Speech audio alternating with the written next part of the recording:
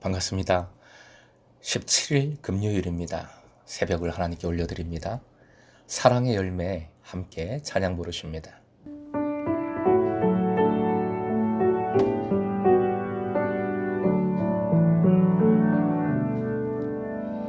주님의 사랑이 당신을 통해 온 세상 가운데 전해지기를 주님은 나무 당신은 가지니 사랑의 열매 맺게 축복해요. 주님의 축복이 당신을 통해 온 열방 가운데 흘러가기를 주님은 나무 당신은 가지니 사랑의 열매 맺게 축복해요.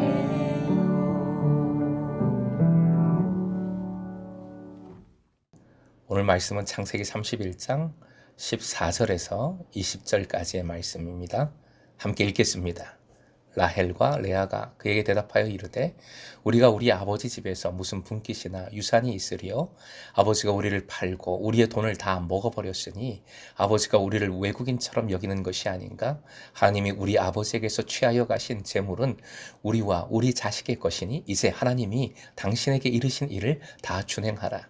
야곱이 일어나 자식들과 아내들을 낙타들에게 태우고 그 모은 바 모든 가축과 모든 소유물 곧 그가 바단 아람에서 모은 가축을 이끌고 가나안 땅에 있는 그의 아버지 이삭에게로 가려 할세 그때에 라반이 양털을 깎으러 갔으므로 라헬은 그의 아버지의 드라빔을 도둑질하고 야곱은 그 거취를 아람 사람 라반에게 말하지 아니하고 가만히 떠났더라.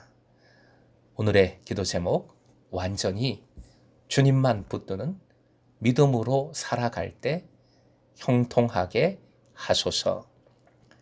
완전히 주님만 붙드는 믿음으로 살아갈 때 형통하게 하소서. 야곱의 설득 또는 믿음의 고백은 이렇게 정리해 볼 수 있습니다. 첫 번째, 신실하신 하나님, 베델의 하나님이시죠. 두 번째, 반드시 풍성한 삶을 주신다. 세 번째, 바로 그 하나님께서 우리를 부르신다. 그러니 함께 떠나자 라고 한 것입니다. 본문의 14절부터 16절 아내들의 반응에서 특징적인 것 두 가지. 첫째가 야곱에게 전적으로 동의합니다. 다만 이유는 재산, 물질이지요. 14절 15절을 쉬운 번역으로 한 번 더 읽어보겠습니다. 라헬과 레아가 대답하였다. 아버지 집에서는 우리에게 돌아올 몫을 더 바랄 수 없습니다. 아버지는 우리를 마치 남처럼 여겼습니다. 아버지는 우리를 팔아먹었을 뿐만 아니라 우리에게 돌려주셔야 할 돈도 혼자 가로채신 거예요. 두 번째 특징은 원수지간인 두 여인이 이렇게 서로 협력하고 있습니다. 외부의 큰 위기는 내부를 결속시키지요. 비록 물질을 붙들었지만 그래도 함께 협력하니 좋습니다. 비록 딴짓을 해도 느려도 곁눈질해도 방향이 같다면 괜찮습니다. 방향이 가장 중요합니다.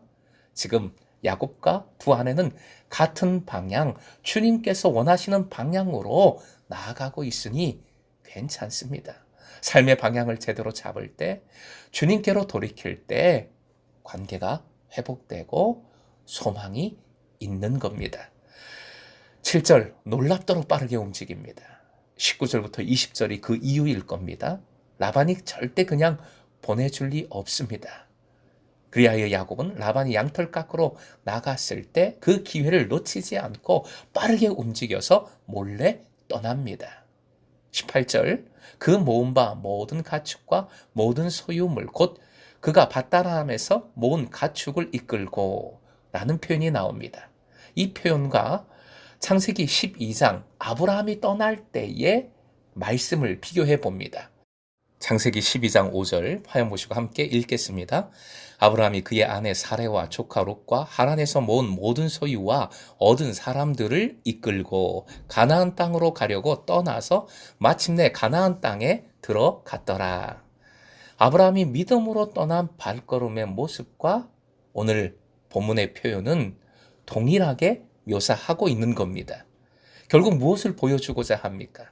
하나님께서 친히 인도해 주고 계신다. 하나님께서 인도하신다. 라는 것을 강조하고 있는 겁니다. 출애굽 시에 제사를 놓고 가라는 말에 이스라엘 백성은 우리의 제사는 예배용, 제사용이라고 했습니다. 변명 같지만 진짜입니다. 이스라엘 백성은 예배용, 내거용 따로 없는 예배의 삶을, 제사의 삶을 살았지요. 바로는 당연히 변명이요, 거짓이라 생각했을 겁니다. 하지만 하나님께서 인정해 주셨습니다. 하나님께서 인정해 주셨고 이스라엘 백성을 구원해 주신 것이지요. 야곱도 앞에 고백에서 가장 강조한 것이 하나님께서 물질을 주셨다. 하나님께서 주셨다는 사실입니다. 야곱은 재산이 주님께서 주신 은혜였음을 확실하게 깨닫고 있었습니다. 이 재산은 주님의 것이고 주님께 드릴 영광입니다. 물질의 긍정적인 의미를 여기서 발견하게 됩니다. 돈을 벌기 위해서, 돈을 갖기 위해서 무슨 짓이든 하는 세상이지요. 그런 돈벌이는 우상 만몬입니다. 단 10원이라 해도 주님의 뜻 안에서 돈을 벌고 주님의 영광을 위해 돈을 써야 함을 기억해야 하겠습니다. 우리가 365 늘 감사, 한꺼번에 감사하지 말자. 하루하루 100원이든 1000원이든 감사의 예물을 드리면서 그것을 모아서 감사절에 감사하자 하는 이유가 바로 이것이지요.